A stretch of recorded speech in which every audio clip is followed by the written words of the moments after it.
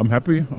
I think we made a really good match. Performance was good, but also in some points we have to make it better. So I was not happy with the mistakes we make, because it's what is that? No. With the mistakes I made, because this is what they love. Dortmund is really a good team. When they get the ball and counter attacking, but we defend very well, and also especially in the second half. And I'm happy about the result and also with the performance.